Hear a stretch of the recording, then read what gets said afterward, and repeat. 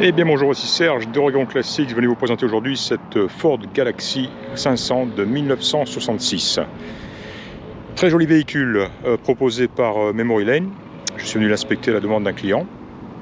Et voilà, j'ai vraiment été très agréablement surpris. C'est une très bonne voiture. Elle a quelques défauts, on en parlera, on les verra en détail.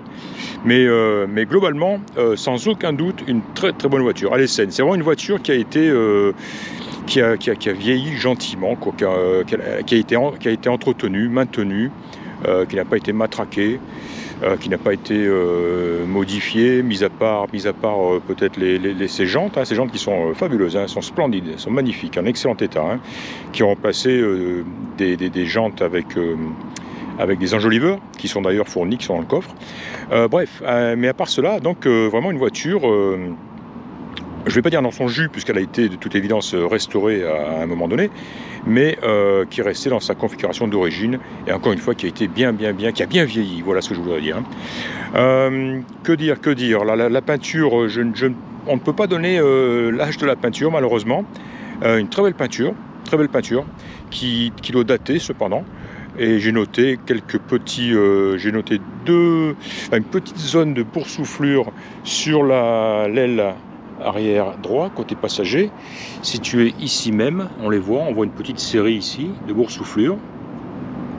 Et il y en a un, mais alors un et unique, et seulement un, une bulle, elle est de l'autre côté, ici même, hein, voilà. Donc, c'est tout. À part cela, une très très belle carrosserie, pas une rayure, pas un coup, pas rien, pas une bosse, vraiment une carrosserie en excellent état, et encore une fois une belle peinture, hein, ce joli bleu, ça a été très bien fait, tout ce qui est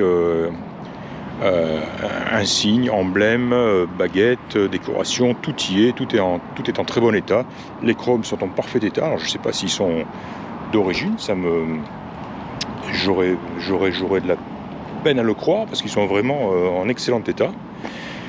Très joli, hein, très bel intérieur, qui lui, oui, semble vraiment d'origine, hein. Et il est en très bon état aussi, hein. Alors là, on le voit là, un petit peu, il a l'air peut-être un petit peu presque sale, il ne l'est pas, hein. C'est que ouais, il y a beaucoup de... C'est le pollen, c'est la saison du pollen ici qui tombe, et vous laissez une voiture 5 minutes dehors et ça commence à se voir, hein. Mais sinon non, cet intérieur est très très beau, très très propre, hein, sans aucun doute. Le tableau de bord au niveau du haut-parleur est est abîmé, on voit qu'il en manque un petit bout de la grille du haut-parleur. Sinon, il a, par ça, il est en très bon état, hein. On reviendra sur les instruments qui ont été rajoutés, il y en a pas mal. Ouais, bel intérieur, hein, une belle moquette qui n'est pas d'origine, hein. La moquette est en trop bon état pour être d'origine. La sellerie donc semble l'être, elle est en très bon état aussi, avant, arrière. La capote aussi est une capote blanche dont j'ai pris pas mal de photos. Elle est en excellent état aussi, hein, excellent état. La capote et la vitre de la capote, une vitre en plastique, hein, de la capote est en excellent état aussi. Je ferai une petite vidéo de la capote quand je la remettrai en place, mais elle fonctionne à merveille aussi, hein, sans aucune hésitation et à bonne vitesse, hein. Bonne chose. Et autre chose aussi concernant, pour finir avec la capote, le couvre-capote ici même que j'ai remis en place. Et alors là, je crois que c'est peut-être la première fois que je vois ça sur une voiture, sur un cabriolet. Il y a toute une série de pressions, et il y en a pas mal, tout autour du bout, hein, du couvre-capote, et toutes les pressions sont non seulement présentes, mais fonctionnent. Il arrive souvent de voir des pressions qu'on n'arrive pas à enclencher, mais alors elles fonctionnent toutes et elles sont toutes présentes.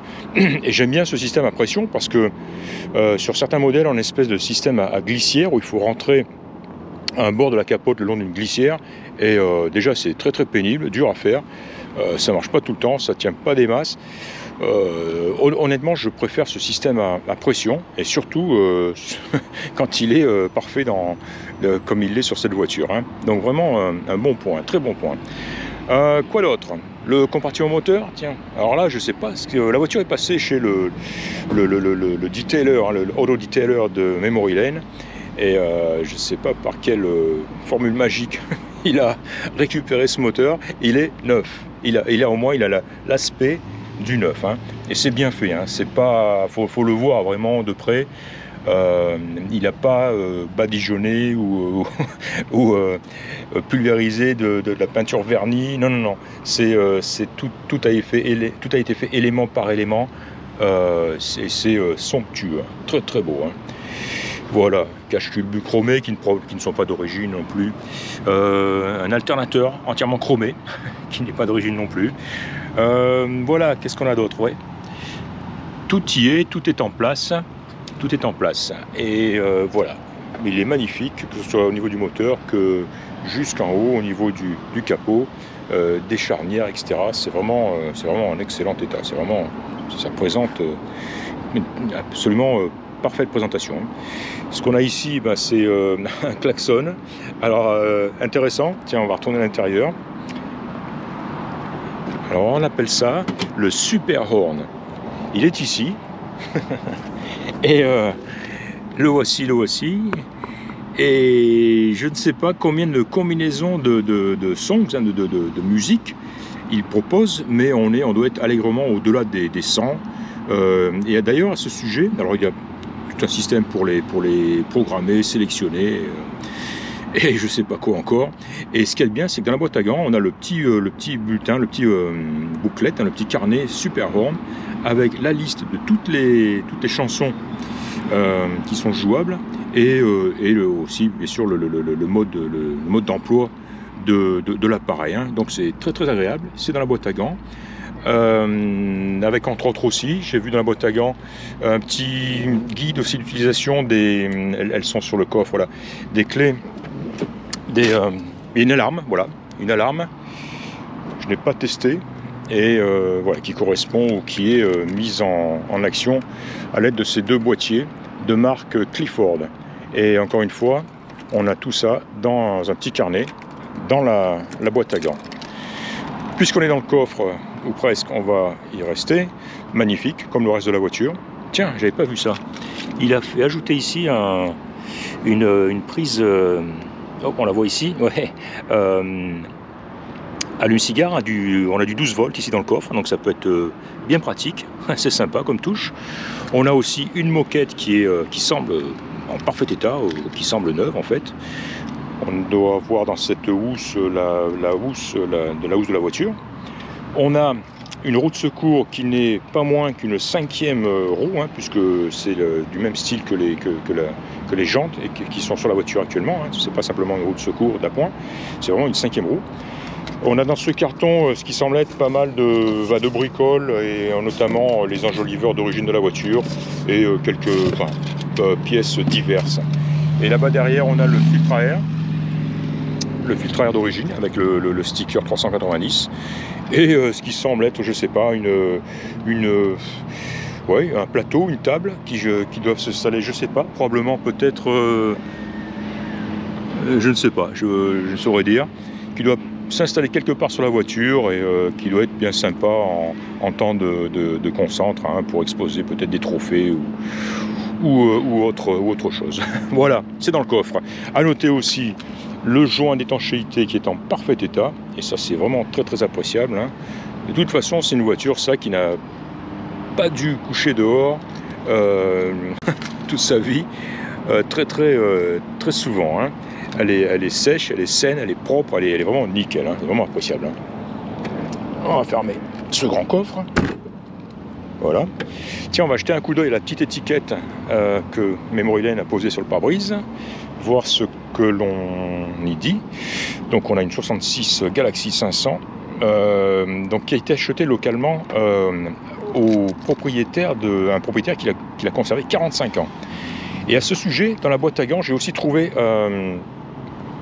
de Owner's Manual, hein, le carnet d'entretien de la voiture, sur lequel figure le nom et adresse, coordonnées donc, du propriétaire d'origine. Et en plus de ça, on a aussi ce qu'on appelle la Protector Plate, cette petite plaque métallique qui est aussi fournie quand la voiture, lors de l'achat neuf de la voiture. Et j'ai trouvé aussi, donc j'ai remarqué que sur ce carnet d'entretien, que l'adresse du premier propriétaire était à Vancouver, British Columbia, donc au Canada. Et voilà, donc c'est une voiture qui a été achetée à l'origine au Canada et qui a ensuite émigré aux États-Unis. Alors on ne sait pas en quelle année exactement, mais voilà. Et ça explique, j'en ai pris une photo, ça explique le sticker, un petit autocollant qui est collé sur le mécanisme de capote et qui est écrit en français. Et voilà, je l'ai compris donc après. Quoi d'autre? Donc bien sûr, alors Smooth Running 390, alors là je le confirme, hein, le moteur est d'une douceur incroyable, hein. Boîte automatique, direction assistée, alors ultra assistée, hein, c'est pas le moindre effort, elle se dirige avec le petit doigt. Freinage assisté évidemment. Le Power Top, donc une capote électrique aussi blanche. On a aussi une exhaust dual, ligne d'échappement double. Alors c'est des glass pack, hein, c'est très joli, c'est très discret, très sourd comme son, moi j'adore beaucoup. Et le fameux musical horn that will keep you smiling for hours. Voilà. Extremely nice cruiser. Ça c'est vrai, c'est vraiment ce qu'on appelle le cruiser. Elle est voilà, parce qu'elle est douce, elle est silencieuse, elle est facile à conduire. C'est vraiment la voiture à conduire, décapoter le coude à la portière, hein, c'est évident, hein. Et en parlant de douceur, j'ai noté aussi que vraiment tout est doux sur cette voiture, mais tout, que ce soit l'ouverture du capot, des portes, la conduite et tout simplement l'action sur des fenêtres. Voilà, on ne force pas en aucun moment. Tout est doux, tout est bien en place, lubrifié, et ça fonctionne à merveille. La capote aussi, je l'ai dit, il monte et descend sans hésitation, hein, et toutes les fenêtres, y compris, hein, comme je l'ai montré, les petits déflecteurs, les vitesses, le freinage, voilà, c'est une douceur vraiment aussi le mot qui qualifie cette voiture. Douceur, bon, malgré tout, hein, propulsée par un V8 de 390, donc ce qui veut dire que quand on accélère, elle dépote, hein. C'est de la douceur, mais en puissance. Voilà, belle double ligne d'échappement, sortie chromée. Qu'est-ce que j'ai pas dit? J'ai pris des photos du dessous encore, hein, ça m'a l'air vraiment joli. J'ai pris une photo de la plaque, la data plate sur la porte, intéressant à voir. Et voilà, intérieurement, tiens, j'ai pas fini ma description du cockpit ou de l'intérieur. Alors, on a un joli volant d'origine qui est en très bon état, hein, très bon état. Tiens, voilà, klaxon, j'avais pas vérifié. La montre ne fonctionne pas, elle n'a pas bougé depuis tout à l'heure. Et ce qui ne fonctionne pas non plus, c'est la jauge d'essence, malheureusement. Jauge d'essence ne fonctionne pas. Tout le reste fonctionne. Les feux, wipers, donc essuie-glace. L'autoradio d'origine ne fonctionne pas, il a été débranché puisqu'il a été remplacé par un autoradio moderne de marque Alpine avec façade détachable. Là on a le jeu de jauge, le triptyque classique, voltmètre, pression d'huile et température d'eau qui a été ajouté ici, ainsi qu'un contour. Et tout ceci fonctionne. Et là on a le contrôle de température des embuages, ventilation, et cela fonctionne aussi. Voilà, pour ce qui est de l'intérieur, la boîte à gants, donc j'en ai parlé, une jolie moquette, on a aussi des jolis tapis de sol de Ford, avec le logo Ford.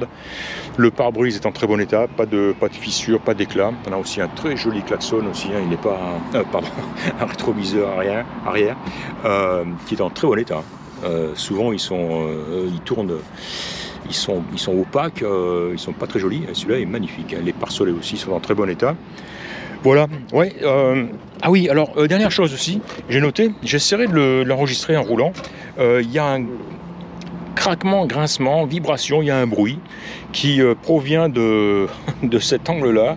Alors est-ce que c'est le tableau de bord, est-ce que c'est le dispositif d'ouverture de fenêtre dans la porte? Je crois pas. Il me semble que c'est même plutôt du tableau de bord. Et bon, bah, comme toute vibration ou grincement, c'est un peu ennuyeux. On doit s'y faire, on doit l'oublier. Mais voilà, je voulais simplement c'est pas extrêmement grave. Je voulais le dire. Et j'essaierai de l'enregistrer en rentrant. Voilà, qu'est-ce que je vais faire? Je vais faire un petit, comme je le disais, je vais filmer l'ouverture. Oh, pardon, la fermeture de la capote. Je cherche les clés de la voiture qui sont ici. Voilà. Et puis voilà. Je pense que j'aurais fait vraiment le tour de la question. Je mettrai aussi le GoPro sur la voiture en rentrant, histoire de filmer un petit peu les environs. Il fait beau aujourd'hui, on a de la chance. Et voilà. Sur ce, eh bien écoutez, je vais vous dire à très bientôt. J'espère que vous aurez apprécié cette présentation. Et à bientôt. Au revoir. Ouais, là on l'entend bien.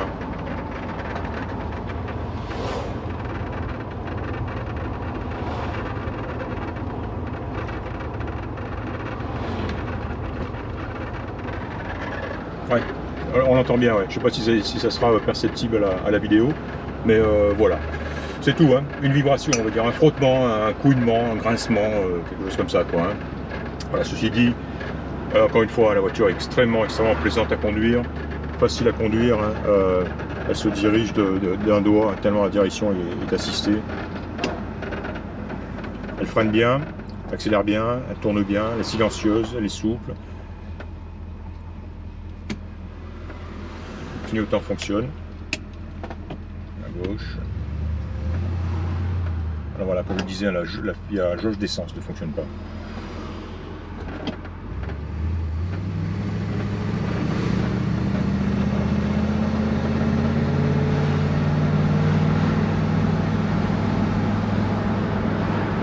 Voilà, elle y va, elle avance bien. Comme je disais, c'est la force tranquille. Elle a que 50 miles, donc 70 km/h là, en quelques secondes, sans hésitation. Voilà, petit essai terminé. À bientôt.